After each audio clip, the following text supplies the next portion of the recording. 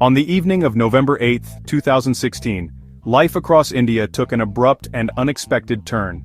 In a televised address to the nation, Prime Minister Narendra Modi announced a decision that would reshape the country's economic landscape almost instantaneously. With just a few hours' notice, all 501,000 rupee banknotes were declared to be no longer legal tender. This meant that from midnight onwards, these notes, which were the backbone of India's cash-driven economy, would essentially become worthless pieces of paper for everyday transactions. The move was unprecedented in its scale and ambition, affecting every single citizen, from the bustling metropolises of Mumbai and Delhi to the most remote villages in the countryside. It was a financial shockwave that, honestly, few saw coming. The immediate impact was one of bewilderment and confusion. The two denominations that were demonetized constituted a staggering 86% of the total currency in circulation at the time. This wasn't a minor policy tweak. It was a fundamental overhaul of the cash flowing through the veins of the Indian economy. The announcement triggered a frantic rush across the country as people tried to spend their now invalid notes on last-minute purchases or at petrol pumps, which were allowed to accept them for a short period. The government framed this move as a bold and necessary surgical strike on illicit wealth, but for the average Indian, the first emotion was a mix of uncertainty and anxiety about what the next day would bring. The sheer audacity of the decision captured global attention, but on the ground in India, the focus was far more immediate and practical. How would one buy groceries tomorrow? How would daily wage earners get paid? How would small shopkeepers conduct business? These were the questions echoing in households across the nation. The government's sudden action left little room for preparation, either for the public or for the banking system that was now tasked with managing this monumental transition. The night of November 8th marked the beginning of a long and arduous period of adjustment, a time that would be defined by long queues, cash shortages, and a fundamental re-evaluation of money itself. The scale of the operation was immense and its implications were far-reaching. By invalidating the most commonly used high-value notes, the government aimed to force all hidden cash or black money out into the open, where it could be accounted for and taxed. The theory was simple. Those with legitimate earnings could deposit their old notes into their bank accounts without fear, while those with undeclared wealth would be caught. However, the practical execution of this theory proved to be immensely complex and challenging, setting the stage for weeks of chaos and disruption that would test the resilience of the Indian people and its economy in ways that had never been seen before. The primary reason articulated by the government for this drastic measure was a direct assault on what is known as black money. This term refers to unaccounted for cash, income that has illegally evaded taxation, and funds earned through illicit activities like corruption and bribery. For decades, a significant parallel economy had thrived in India, operating entirely on cash transactions that remained outside the formal banking system and the tax net. By demonetizing the 501,000 rupee notes, the government aimed to render these vast hordes of hidden cash worthless. The logic was that individuals holding large sums of illicit money would be unable to deposit it into banks without revealing their undeclared income and facing penalties, effectively extinguishing that wealth. Another key objective was to cripple the circulation of counterfeit currency. Intelligence reports had long suggested that fake Indian currency notes, particularly of the high-value denominations, were being printed and smuggled into the country by enemy networks to fund terrorism and destabilize the economy. These fake notes were often of such high quality that they were difficult for the average person to detect. By invalidating the existing series of 501,000 rupee notes and introducing new ones with enhanced security features, the government intended to wipe out the entire stock of counterfeit currency in one single stroke. This was presented as a critical move for national security, disrupting the financial pipelines of terrorist organizations and other anti-national elements. Furthermore, the policy was designed to curb financing for a range of illegal activities, from funding extremist groups to financing real estate transactions with undeclared cash. The high-value notes were the preferred medium for those operating in the shadows. The sudden cash crunch was expected to deliver a severe blow to these operations, at least temporarily, by cutting off their lifeblood. The government argued that the short-term pain experienced by the public was a necessary sacrifice for the long-term gain of a cleaner, more transparent economy with reduced levels of crime and corruption. The narrative was one of a decisive battle between good and evil, with demonetization as the chosen weapon. In essence, the government's vision was multi-pronged: to flush out black money, to eliminate fake currency, to disrupt terror financing, and to encourage a broader shift towards a formal digital economy where transactions could be tracked and taxed. The Prime Minister framed it as a move to empower the honest citizen while penalizing the corrupt. It was an appeal to the collective conscience of the nation, asking people to endure hardship for the greater good of cleansing the economic system. The success of this grand mission, however, would depend entirely on its execution and the unforeseen consequences that would soon unfold across the country. Following the announcement, the government and the Reserve Bank of India laid out a set of rules and procedures for the public to manage the transition. Citizens were given a 50-day window, from November 10th until December 30th, 2016, to deposit their old, invalidated 501,000 rupee notes into their bank or post office accounts. There was no limit on the total amount one could deposit. However, the tax authorities made it clear that any large deposits that did not match an individual's declared income would be scrutinized and could attract heavy taxes and penalties. This was the core mechanism designed to differentiate between legitimate savings and unaccounted-for black money. For those who needed immediate cash for daily expenses, a provision was made for over-the-counter exchange. Initially, people could exchange their old notes for new ones at any bank or post office, up to a limit of 4,000 rupees per person. To prevent multiple exchanges by the same individual, people were required to present a valid government-issued ID, and some banks even resorted to marking customers' fingers with indelible ink, a practice typically used during elections. This exchange limit was, however, subject to frequent changes. It was briefly raised to 4,500 before being abruptly reduced to 2,000 and then stopped altogether on November 25th, forcing everyone to deposit their old notes into accounts. In addition to the exchange rules, strict limits were placed on cash withdrawals to manage the severe shortage of new currency notes. Initially, individuals could withdraw only up to 10,000 rupees per day from their bank accounts, with a weekly cap of 20,000.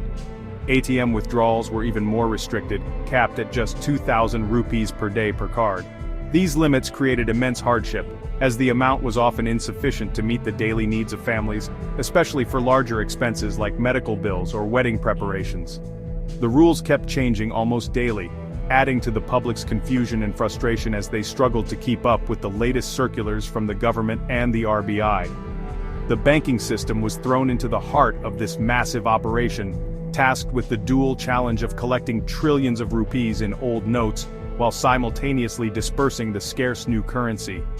Bank employees worked tirelessly for extended hours, often facing angry and desperate crowds. The new 2,500 rupee notes were a different size from the old ones, which meant that the country's entire network of over 200,000 ATMs had to be manually recalibrated, a slow and painstaking process. This logistical nightmare was a critical flaw in the execution, as it meant that even when banks received new cash, they could not dispense it efficiently through ATMs, further exacerbating the cash crunch. The weeks following the demonetization announcement were marked by scenes of unprecedented chaos and public desperation. The most enduring image of this period was the serpentine queues that formed outside banks and ATMs across the country. People would begin lining up in the pre-dawn hours, often waiting for 4 to 5 hours, sometimes even longer, just to withdraw a small amount of their own money. The uncertainty was immense. After a long wait, there was no guarantee that the bank would still have cash, or that the ATM would be functional. These lines became a daily reality for millions, disrupting work, family life, and creating a sense of national anxiety. The problem was compounded by the widespread failure of ATMs. The task of recalibrating hundreds of thousands of machines to dispense the new, differently sized banknotes was a logistical bottleneck that the authorities had seemingly underestimated. As a result, a vast majority of ATMs were simply out of service. Those that were functional would run out of cash within a couple of hours of being refilled, leading to frantic ATM hunting as people drove around cities searching for a working machine. This scarcity turned cash into a precious commodity, forcing a complete reevaluation of daily spending habits for a population overwhelmingly dependent on it. Daily life was thrown into disarray in countless ways. Imagine trying to plan a wedding, a major life event in India that heavily relies on cash for payments to various vendors, from caterers to florists. Many families found themselves in a bind, unable to access their own savings to pay for services, leading to postponed or drastically downscaled ceremonies. Similarly, medical emergencies became even more stressful. While hospitals were instructed to accept old notes for a period, many smaller clinics and pharmacies could not, leaving patients and their families scrambling for new currency to pay for essential treatments and medicines. Even the most mundane activities became a challenge. Buying groceries, paying for a taxi, or purchasing a train ticket became complicated affairs. Small vendors who rarely had the means to accept digital payments saw their businesses plummet as customers simply did not have the cash to buy from them. A sense of distrust and desperation crept into transactions. Change was scarce, and arguments over payment became common. The demonetization period was a stark reminder of how deeply cash was woven into the fabric of Indian society, and how its sudden removal could bring everyday life to a grinding halt for so many. While the demonetization policy was, intended to target the wealthy with illicit cash, its most severe impact was actually felt by the most vulnerable sections of society, particularly those in the informal economy. This sector, which employs over 80% of India's workforce and contributes nearly half of its GDP, runs almost entirely on cash. Daily wage laborers, construction workers, street vendors, and small-scale farmers suddenly found themselves in a devastating situation. Their employers had no new currency to pay them, and they in turn had no money to buy food or meet their basic needs. The cash crunch brought many of these vital economic activities to a standstill. For example, consider the plight of farmers. The demonetization announcement coincided with the winter crop sowing season, which is a critical time in the agricultural calendar. Farmers needed cash to buy seeds, fertilizers, and other essential inputs. With currency suddenly scarce, many were unable to make these purchases, leading to delayed sowing and, fears of a poor harvest. In the wholesale agricultural markets, or mandis, transactions collapsed. Traders had no cash to pay farmers for their produce, and truck drivers had no money for fuel. Perishable goods like fruits and vegetables rotted in the markets as the entire supply chain broke down, causing immense losses for farmers who had toiled for months. Small businesses and micro-enterprises were another major casualty. These businesses, from tiny corner shops to small manufacturing units, rely on a daily circulation of cash for buying raw materials, paying wages, and managing operational expenses. The sudden removal of 86% of currency from the system was like cutting off their oxygen supply. Many were forced to scale down their operations or shut down completely, leading to widespread job losses in the unorganized sector. The economic shock was sharp and immediate, causing a contraction in growth as consumption and private investment plummeted in the months following the announcement. The human cost of this disruption was immense. Reports emerged of people dying while waiting in the long, strenuous queues outside banks. Families struggled to pay for urgent medical care. The poor, who often live hand-to-mouth and have no access to digital banking or credit cards, were hit the hardest.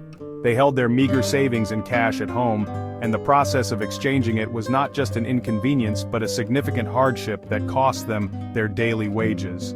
The policy, while designed to punish the dishonest, ended up inflicting a disproportionate amount of pain on the honest poor, who formed the backbone of India's informal economy.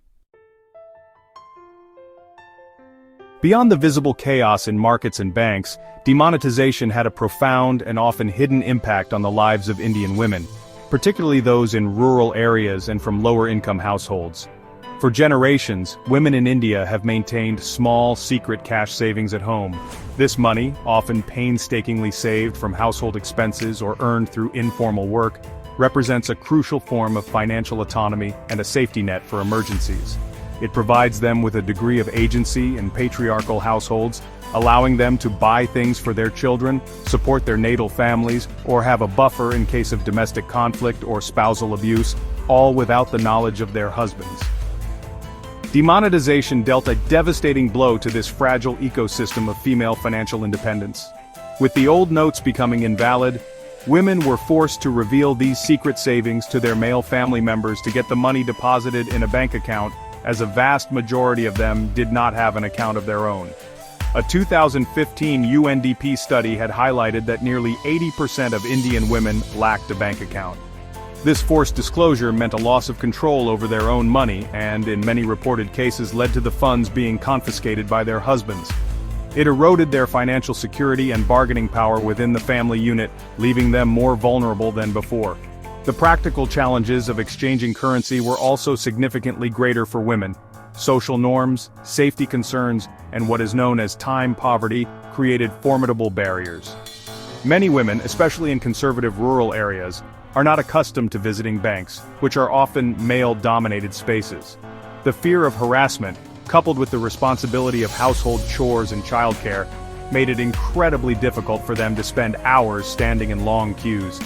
For them, accessing a bank was not just a matter of traveling a certain distance. It involved navigating a complex set of social and cultural obstacles that men did not typically face. This policy inadvertently underscored the deep-seated gender inequalities within the Indian economic system.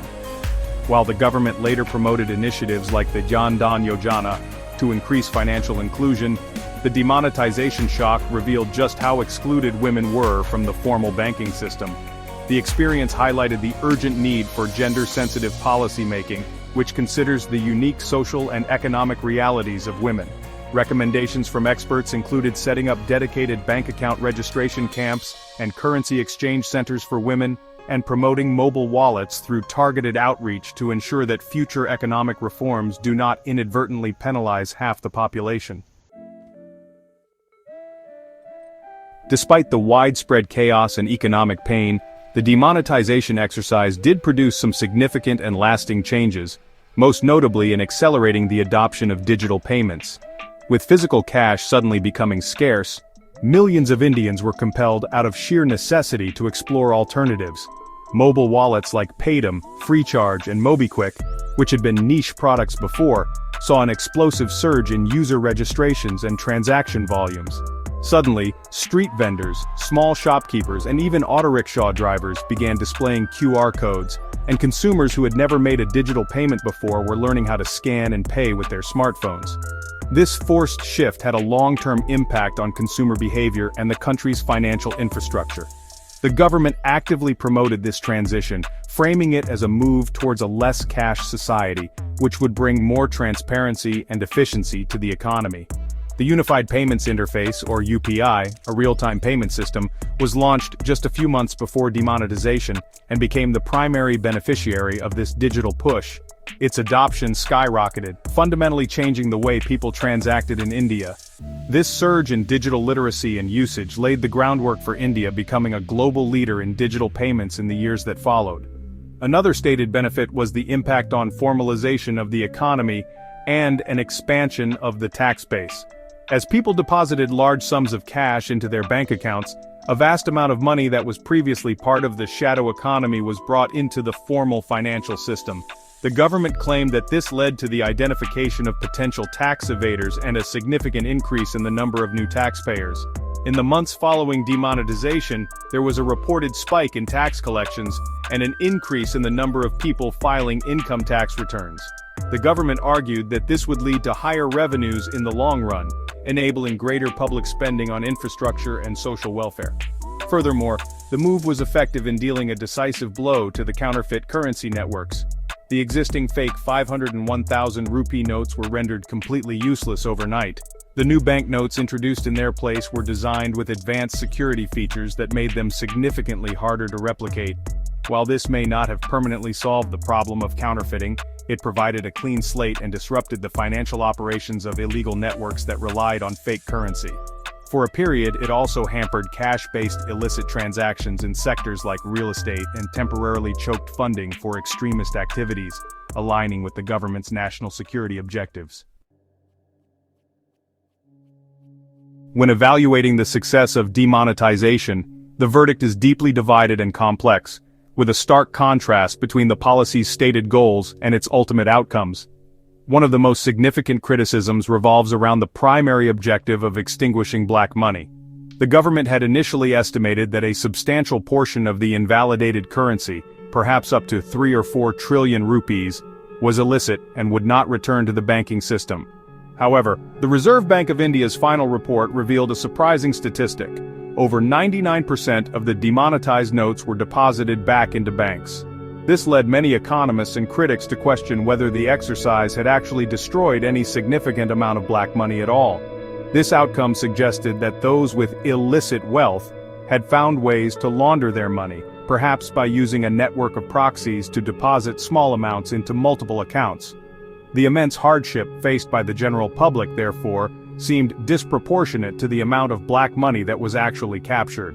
The short-term economic impact was undeniably negative. The cash crunch led to a sharp contraction in economic activity, with GDP growth slowing down significantly in the quarters following the announcement. The informal sector, which is the bedrock of Indian employment, was severely damaged and many small businesses were unable to recover from the shock. On the other hand, proponents of the policy point to its less tangible long-term benefits. The dramatic push towards digitization is often cited as the most significant success story of demonetization. It fundamentally altered the payment landscape in India, creating a more efficient and transparent ecosystem that continues to grow. The expansion of the tax base and the formalization of the economy are also highlighted as key achievements, even if the immediate gains were not as large as anticipated. The government maintains that the move was a necessary structural reform that, despite the initial pain, set the economy on a healthier, long-term trajectory. Ultimately, demonetization is viewed by many as a case of a well-intentioned policy marred by poor planning and execution. The failure to anticipate the logistical challenges of remonetization, such as the need to recalibrate ATMs and print sufficient new currency in advance, was a critical flaw that caused immense and avoidable public suffering. While it succeeded in some areas, like boosting digital payments and curbing counterfeit currency, it fell short on its central promise of eradicating black money. The debate continues on whether the long-term benefits were worth the severe short-term economic and human cost. The 2016 demonetization stands as one of the most audacious and controversial economic experiments in India's recent history. In retrospect, the key lesson learned is that shock and awe policies, while powerful in theory, come with immense practical risks and unintended consequences, especially in a country as vast and diverse as India. The primary takeaway was the critical importance of preparedness and execution. A policy of this magnitude required flawless logistical planning, from ensuring an adequate supply of new currency to recalibrating the entire ATM network beforehand. The failure to do so was the principal cause of the widespread chaos and hardship that ensued. The episode also served as a stark lesson in understanding the true nature of the Indian economy. It revealed the deep-seated reliance on cash, not just for illicit transactions, but as the lifeblood of the massive informal sector where millions earn their daily livelihood. The policy inadvertently penalized the poor and the vulnerable, who were the least equipped to handle the disruption, while the intended targets, the holders of large-scale black money, proved to be more resourceful in finding ways to circumvent the system. This highlighted the need for more nuanced and targeted policy interventions that do not inflict collateral damage on the most fragile segments of the population. On the positive side, demonetization taught India the power of a crisis to catalyze change.